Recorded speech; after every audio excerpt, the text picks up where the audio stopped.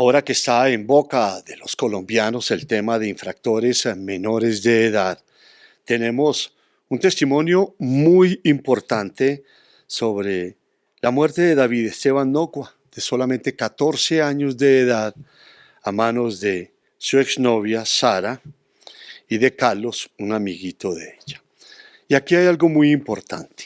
El sistema de responsabilidad penal para los adolescentes en Colombia los cataloga como infractores y no podemos llamarlos ni delincuentes, ni asesinos, ni criminales, sino infractores.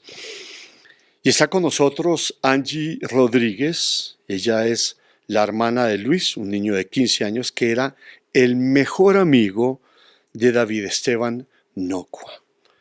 Y ella fue la persona que convenció a Sara que le dejara ver su celular, que le diera diferentes versiones, pero lo más importante, que acompañara a Angie, a la mamá, a otras personas que estaban buscando a David Esteban, que llevaba 3 días desaparecido. Angie, muchas gracias por estar con nosotros y esto es muy importante para analizar esa mente de esta chica y también posiblemente de Carlos, aunque no seamos expertos. ¿Qué decía tu hermanito Luis de Sara? Mi hermano Luis nos cuenta que Sara no era una niña apropiada para la vida de David Esteban, que Sara demuestra comportamientos inadecuados y nos cuenta una situación en especial que es que Sara y David Esteban un día están en la casa de David Esteban, que David tiene un hámster y que Sara decide quitarle la vida al hámster aplastándolo con su pie. Y miren que Angie me contó esto cuando estábamos preparando la entrevista, me llamó muchísimo la atención y llamé inmediatamente a Belisario Balbuena. Él es uno de los más conocidos psicólogos forenses de Colombia y de América Latina y me dijo: en relación con el comportamiento transgresor de adolescentes, las ciencias de la conducta, en especial la psicología, la psiquiatría, la neurociencia, han descrito algo que llamaron trastorno disocial de personalidad o trastorno de conducta. Esto tiene algunos criterios y síntomas que constituyen banderines rojos para su detección. Uno de ellos es la crueldad con animales, en especial con mascotas. Cuando el niño o niña adolescente tiene esos comportamientos disruptivos con este tipo de animales. Adicionalmente, la piromanía, es decir, la tendencia a crear incendios y a disfrutar con incendios y con el fuego. Y una sintomatología relacionada con el precario control de impulsos que puede manifestarse o verse a través de la enuresis, es decir, la poca control de la micción que tiene el niño, niña o adolescente cuando debería controlar este tipo de situaciones.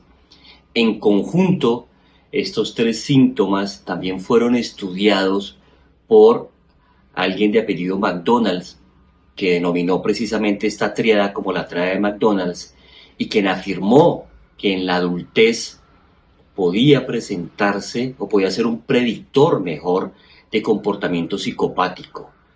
Lo estudiaron en varios asesinos seriales y encontraron prevalencia en especial de el abuso y la crueldad con animales, con mascotas, y de la piromanía como 2 elementos muy presentes en asesinos seriales estudiados por la ciencia y en el comportamiento.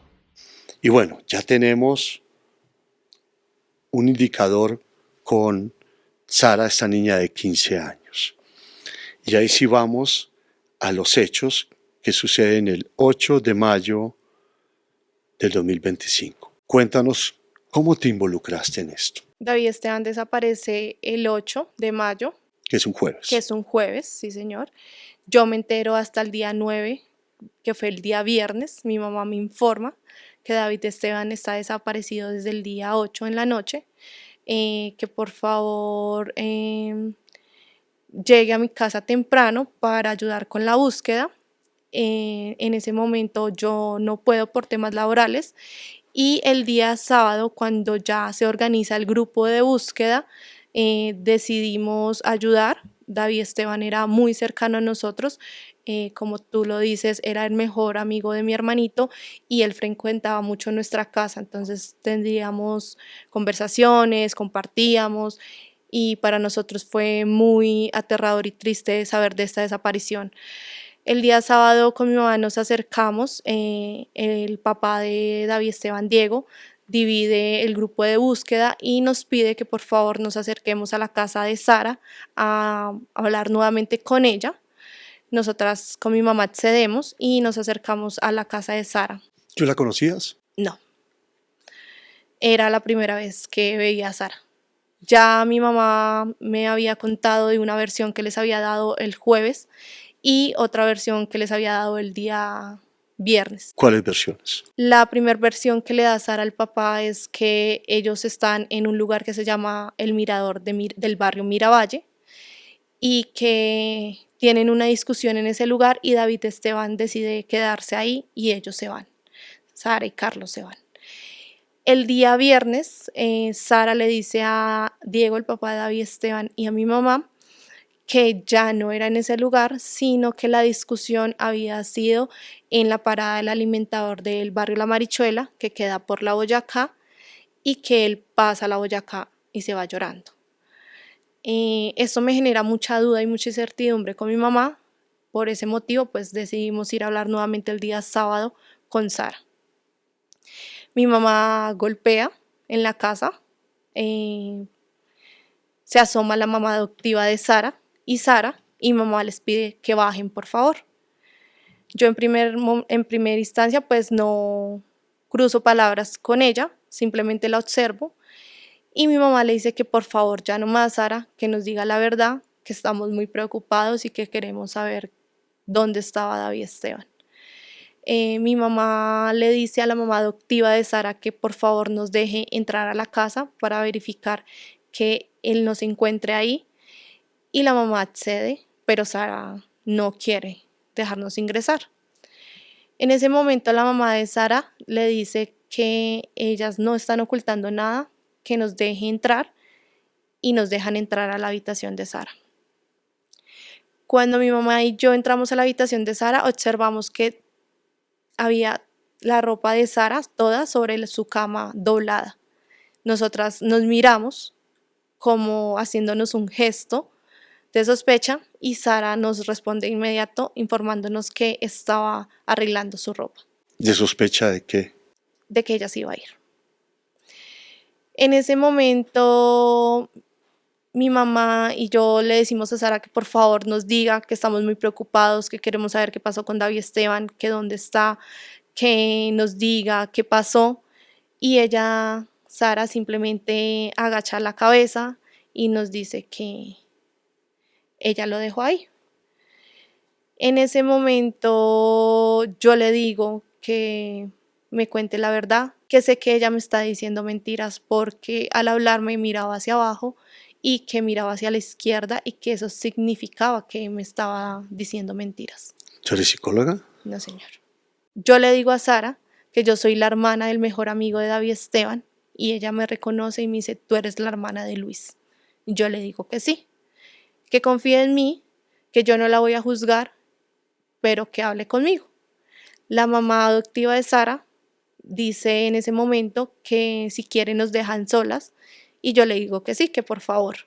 Cerramos la puerta de la habitación, yo me siento en la cama de Sara y Sara en ese momento toma su celular, hace una llamada, en ese momento sé que es a Carlos y le pregunta a Carlos que si está listo. Que si está Listo. listo. Que ella va a contar la verdad y que la hermana de Luis está ahí con ella. No sé en ese momento qué le responde, sé que están hablando porque se escucha el murmullo y Sara cuelga. Yo le pido a Sara que me deje su celular en mis manos porque quiero verificar que la llamada sí se haya colgado y que Carlos no esté escuchando lo que estamos hablando. Le pido que me cuente, por favor, qué fue lo que sucedió desde el principio, lo más detallado posible.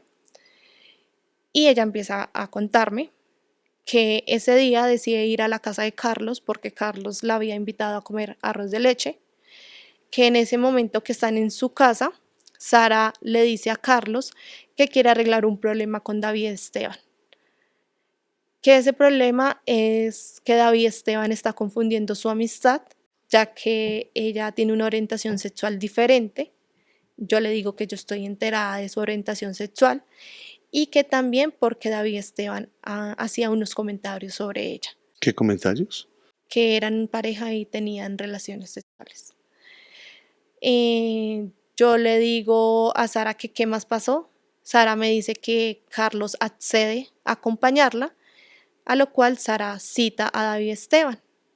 Yo le digo que me deje ver esa conversación por donde Sara cita a David Esteban y ella accede, me entrega su celular, abre la conversación con David Esteban y efectivamente veo que Sara desbloquea de WhatsApp a David Esteban, le hace una llamada entre las 5:40, 5:45, la cuelga y es cuando se encuentran con David Esteban en la biblioteca del barrio La Marichuela.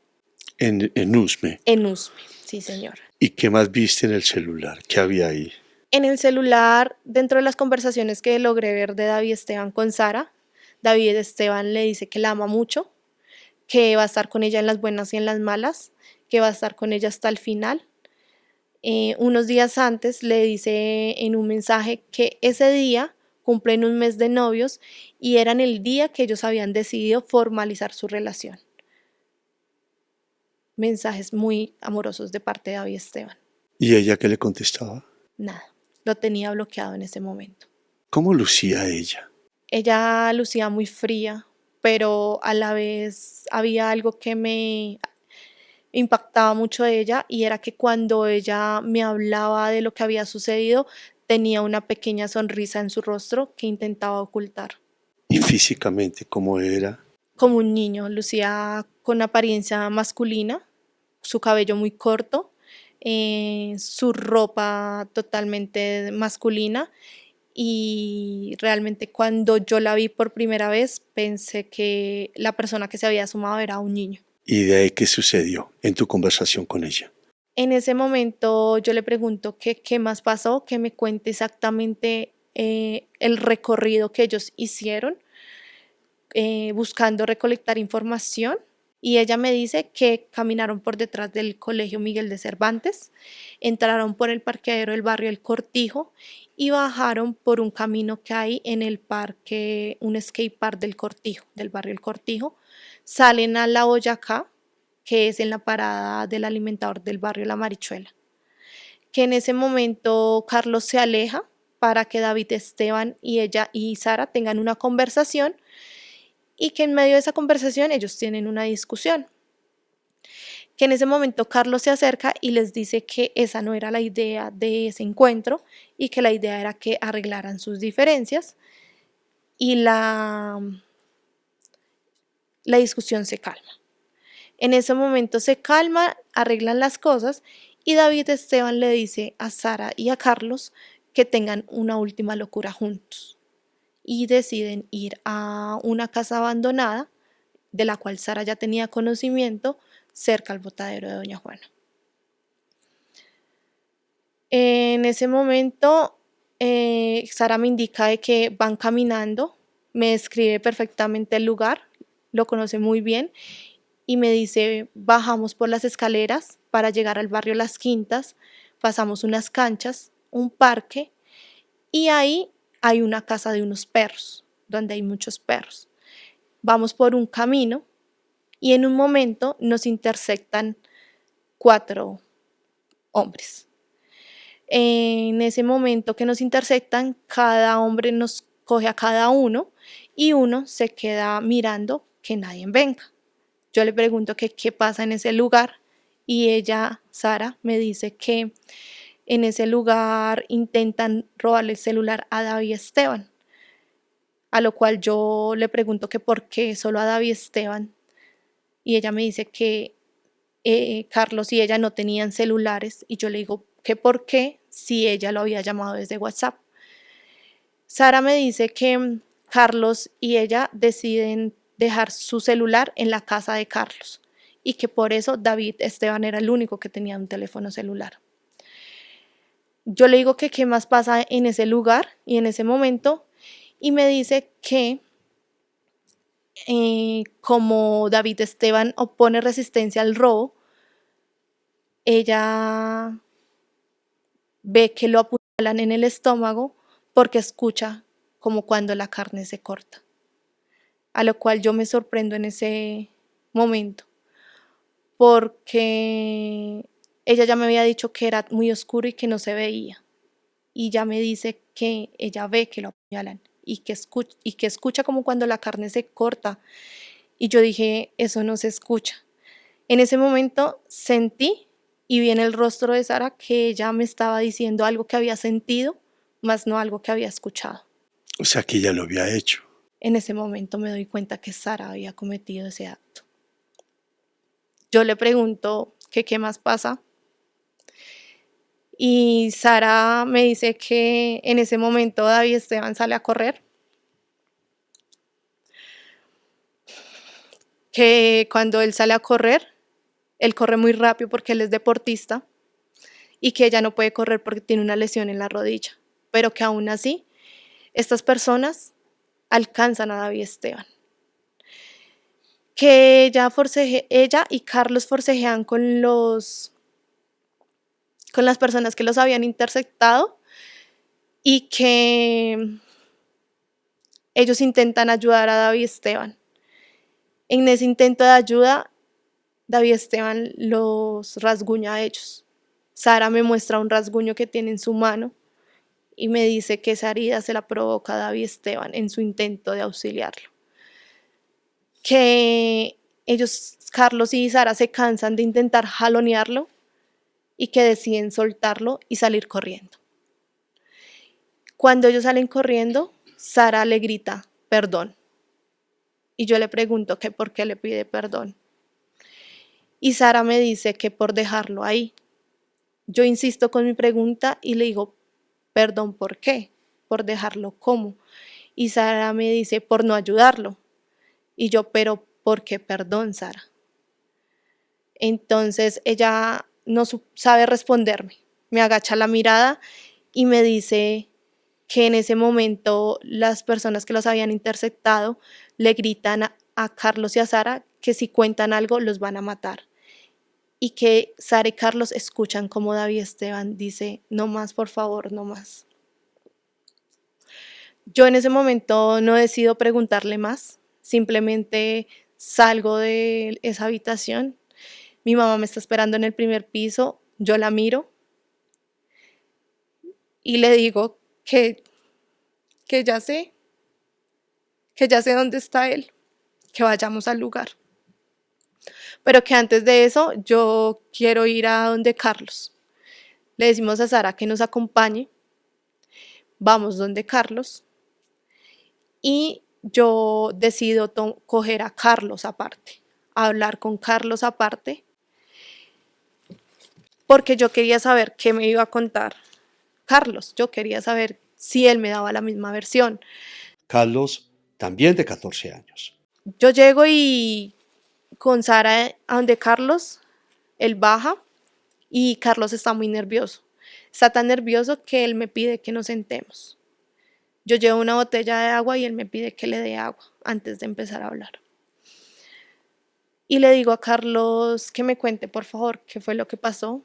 Él sabe que yo soy la hermana de Luis, me reconoce. Y le digo, cuéntame qué fue lo que pasó.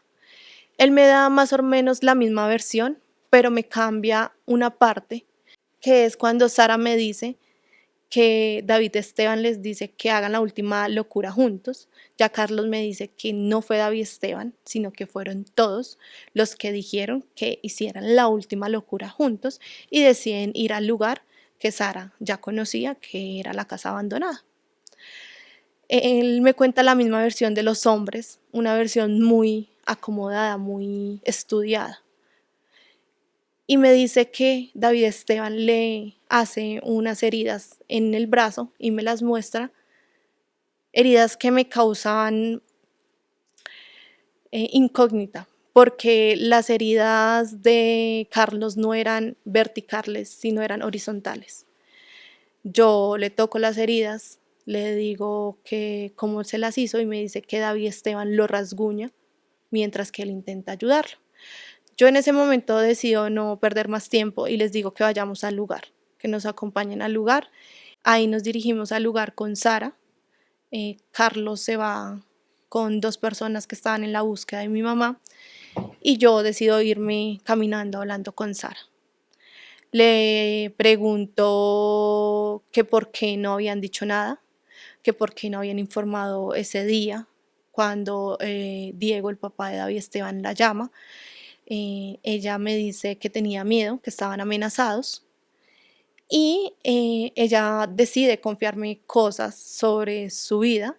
Ella me cuenta que había tenido una vida difícil, que su madre era consumidora del barrio El Cartucho y que ella había sido abusada sexualmente desde niña. Yo le digo que entendía su dolor, que en medio de tanto dolor hiciera algo bueno con ese dolor. Le doy ejemplos de personas que han hecho cosas importantes a pesar de las cosas que han vivido y le pregunto qué pasaba, qué había pasado con David Esteban. Ella también me cuenta que ellos habían tenido un inconveniente y que ellos se habían como alejado un tiempo. Yo en ese momento le digo, Sara, cuéntame la verdad de por qué fue esa discusión que ya me habías dicho que habían tenido en ese lugar. ¿Qué fue lo que pasó realmente? Porque yo suponía que ese acto se había cometido por esa discusión. Y Sara me dice, lo que pasa es que David Esteban y yo estábamos hablando y yo veo que al celular de David Esteban le llega un mensaje de su expareja, un video en ropa interior, y yo me molesto y empiezo a empujarlo y a insultarlo. Y yo le digo, Sara, pero ¿por qué haces eso si tu orientación sexual es otra y tú me dices que no sientes nada por David Esteban? Es ilógico. Y ella me responde que así como David Esteban le hacía reclamos, ella, ¿por qué no? Ahí ya estábamos llegando al punto que era muy cercano donde habían sucedido las cosas. Cuando llegamos al punto donde vamos a encontrarnos con la persona que estaba acompañando a Carlos, llega la policía y la mamá de David Esteban con la policía les informamos que ellos eran los menores con el que él estaba esa noche y que nos habían dado como una versión. La policía nos dice que los dejemos solos con Sara y con Carlos y empiezan a hacerles preguntas. Ahí perdemos un poco la paciencia y yo le digo a la policía que ya teníamos que empezar la búsqueda de David Esteban y la policía me dice que ellos no le creen a los menores, a Sara y a Carlos, entonces que ellos no iban a ingresar. ¿No iban a qué? No iban a ingresar al lugar. Yo le digo a los policías que eso es lo de menos, que ya no importa si les creen o no, que lo importante era encontrar a David Esteban. Y mi mamá y yo decimos como ya no más, no perdamos el tiempo, empecemos ya. Para iniciar la búsqueda hay que pasar un arroyo y ese arroyo había que poner algo para poder pasar. En ese momento Sara nos dice, esperen que hay que poner algo para poder pasar. Dentro de un pastizal ella saca un pedazo de teja que tenía escondido y lo pone entre cada borde para que podamos acceder al lugar. O sea que ella conocía muy bien ese lugar. Conocía muy bien el lugar y ella ya tenía esa teja ahí escondida. Solo ella sabía dónde estaba. Ahí pasamos todos, el grupo de búsqueda, la mamá de David Esteban, Carlos, Sara y yo, al camino. Y Sara me dice, esa es la casa de los perros que ella me había descrito antes. O sea, conocía perfectamente el lugar. Empezamos a caminar en un camino destapado y yo le digo, Sara, por favor, recuerda muy bien el lugar, trata de darme, sé muy específica dónde pasaron los hechos, dónde iban caminando. Y ella efectivamente así lo hace. Ella me dice, sí, mira, aquí pasamos, aquí vamos caminando, aquí, ay, mira, hay un charco, ese es el charco donde nos interceptaron. Y Carlos dice, sí, ese es el charco. Y yo dentro de mí decía, si eso fue hace tantos días, no va a estar el mismo charco, eso ya es inventado por ellos. Estamos gritando todos el nombre de David Esteban porque nuestra ilusión era encontrarlo a él con vida, de pronto herido, pero con vida. Ellos nos ayudan a buscar. Carlos accede a ir a una montañita conmigo a buscarlo, me ayuda a llegar al lugar, lo buscamos y David Esteban no estaba ahí.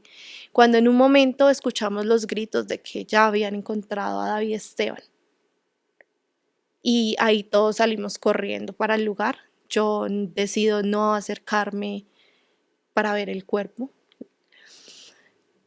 Cuando mi mamá sale del lugar, le pregunto si está con vida. Y mi mamá me dice que no.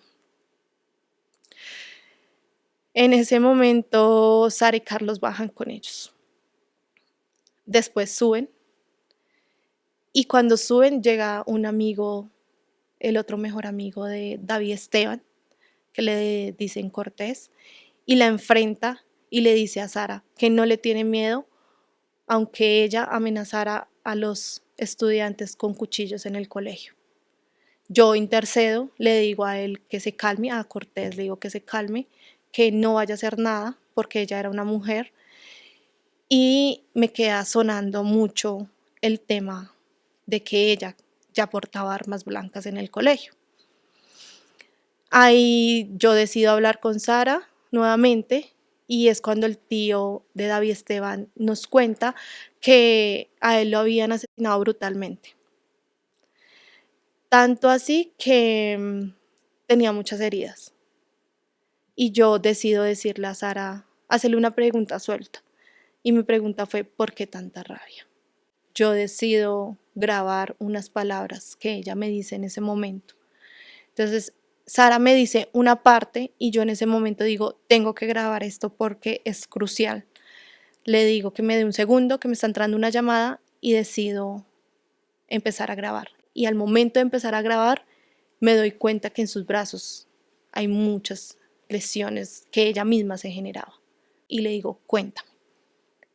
Y más o menos son 8 minutos en los que ella me dice el motivo por el cual él ya tiene tanta rabia con David Esteban. Sara me cuenta que unos años atrás habían tenido un inconveniente con David Esteban, que ella decide golpearlo y ella le dice a David Esteban exactamente qué es lo que tiene que decir en el momento en que los reúne el colegio. Ahí David Esteban no accede, simplemente dice lo que pasó y Sara tiene muchos inconvenientes con su familia y con el colegio. Y desde ahí ella ya tiene una rabia, un rencor hacia David Esteban. Sara también me cuenta sobre un intento de hacerse daño ella misma, que es tirarse de una parte alta de la institución. Casualmente me dice que justo ese día ella va a cometer ese acto y se encuentra a David Esteban, justo en el lugar donde ella lo va a hacer. Que ella lo abraza y se despide, intenta lanzarse y David Esteban la detiene. Al intentar detenerla, llegan los profesores y Sara es internada en una clínica psiquiátrica, que es de donde ella se escapa. Yo decido hacerle más preguntas a Sara. Le pregunto, le digo, Sara, ¿tú eres consciente de la forma que murió David Esteban? Tú, porque tenías cuchillos, a ti te pueden involucrar por eso. Y ella me dice, esa navaja está desarmada. Yo le pregunto, ¿qué desarmada? ¿Por qué? Y Sara me dice que no sabe, que simplemente se le soltó un tornillo y se le desarmó, lo cual me hace pensar a mí que fue esa arma con la que cometió el acto tan brutal que se le desarmó. Yo decido hablar con Carlos también ahí y le digo a Carlos que si es consciente de que en sus brazos está el ADN de David Esteban. Y él me dice que sí, pero que fue por intentar ayudarlo. Y yo le digo, pero si tú lo hubieras intentado ayudar, él te hubiera rasguñado verticalmente, no horizontalmente. Yo le digo, tú eres consciente que a ti te pueden juzgar por lo que sucedió. Ustedes son los únicos involucrados. Ahí estaban los dos, David, Sara y Carlos, estaban ahí. Y Sara, cada vez que Carlos podía hablar, lo tocaba con el codo como puede responder. Entonces yo le digo, te pueden juzgar como adulto por lo que hicieron, por lo grave que hicieron. Y Sara me dice, pero es que Carlos tiene 14 años. Él todavía es juzgado como niño. Yo decido cómo hablar con Carlos aparte y le digo, Carlos, habla con la verdad, estás a tiempo, piensa en tu familia, ¿tú con quién vives? Él me dice que vive con su mamá, que su mamá trabaja como mercaderista, que yo le pregunto por su papá, me dice que su papá está en el exterior y yo le dije, piensa en tu mamá. Tu mamá debe estar trabajando en este momento y tener que salir y venirse para acá en este momento a darse cuenta de lo que ustedes hicieron. Piensa un poco en ella. No te involucres. Si tú no fuiste, no te involucres. Di la verdad. Si fue Sara, di la verdad. ¿Y qué te dijo? Él simplemente agachaba la cabeza y decía que no podía decir nada. Yo le decía a Carlos que no se dañara así. Le pedí en un momento que me dejara ver su celular. Él accede, me entrega su celular y yo le digo que yo quiero ver la conversación que tienen entre Sara y él. En esa conversación efectivamente se ve una llamada y después de la llamada una conversación casual entre Carlos y Sara donde dicen, tan raro, pero si nosotros lo dejamos en el mirador de Miravalle, ¿dónde estará? Ya estoy preocupado. Y yo le digo a Carlos, esa conversación ustedes la armaron, ¿cierto? Y él me confirma de que antes de esa conversación habían llamado ellos y se habían puesto de acuerdo en qué tenían que decir en esa conversación porque esa era la única versión que ellos iban a dar. Y esas eran como las pruebas para que ellos no estuvieran involucrados en ese asesinato. Yo hablo nuevamente con Sara. Sara muy tranquila siempre, en todo el momento, muy fría. Todos estábamos en ese momento destrozados. ¿Y ella? Ella estaba normal, siempre con su pequeña sonrisa intentándola ocultar. Yo la veo muy incómoda tocando su lengua y yo le pregunto que qué le pasa. Y ella me cuenta que el día anterior se había hecho una perforación. Y yo decía dentro de mí, esta mujer es tan fría que asesinó a una persona y al otro día hizo su vida normal, se mandó a hacer una perforación, ella siguió normal. Y tiene 15 años. Tiene 15 años, muy fría ella, siempre. Ella no derramó ni una lágrima. Yo siempre la vi con su pequeña sonrisa, intentándola ocultar a la fuerza, pero para ella era imposible. ¿Y entonces qué? ¿Qué siguió sucediendo? En ese momento me quedo con ellos ahí. Soy la última que me voy del lugar, esperando encontrar qué más me dicen ellos, pero no me dicen más.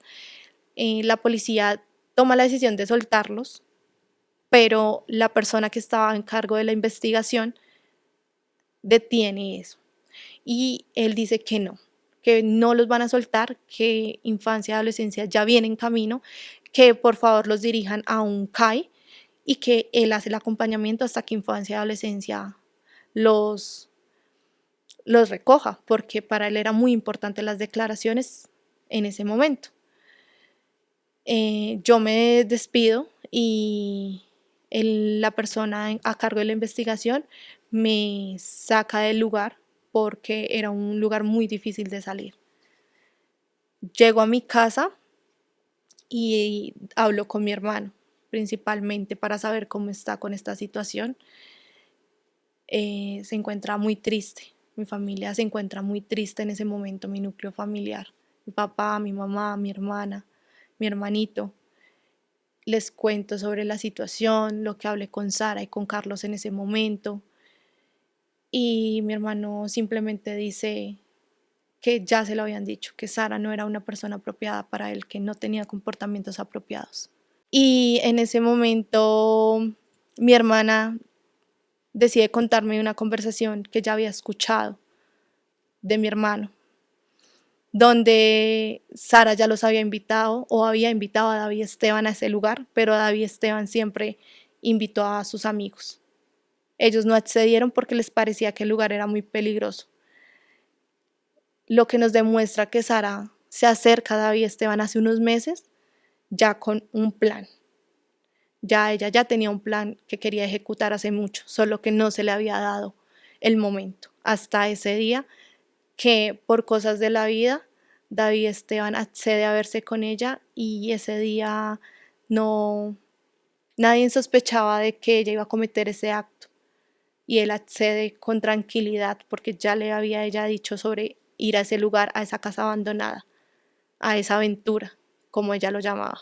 Me decías que David Esteban ese día no quería irse solo y buscó a tu hermanito. Sí, lastimosamente mi hermano sufre de jaquecas muy fuertes, ese día estaba en cama y él en 2 o 3 ocasiones va a buscar a mi hermano esa tarde y mi abuelita sale por la ventana y le dice que él se encuentra enfermo, que no puede salir. Entonces él se va. Para terminar, ¿qué sacas de todo esto? Sara ya tenía todo planeado. Es una persona fría, calculadora, que le gusta que las cosas se hagan como ella dice. Y si no es así, ella genera rencor hacia la gente y llega hasta el final con su rencor. Yo lo único que quiero y mi fin de venir acá en este momento es pedirle a la justicia colombiana que se haga justicia, porque aunque ella tenga 15 años, ella no actúa como una niña de 15 años. Y en este momento temo por la vida de mi hermano, de mi familia. Ya le fallamos a David Esteban de muchas maneras, desde el colegio, porque no se tomaron las medidas adecuadas. Una niña o una persona que porta armas e intimida a los estudiantes no debería estar cerca de otros alumnos. Y le siguen fallando, porque si ella ya planeó hacer eso con David Esteban, con tanto cálculo, lo puede hacer ahorita con las personas cercanas a él. Angie, gracias. Muchas gracias. Gracias por tu testimonio y nos parecía pertinente traer esto a colación por todo lo que está pasando en nuestro país con estos chicos infractores menores de edad, porque tenemos que llamarlos infractores, no podemos llamarlos ni delincuentes, ni asesinos, ni criminales. Infractores. Muchas gracias.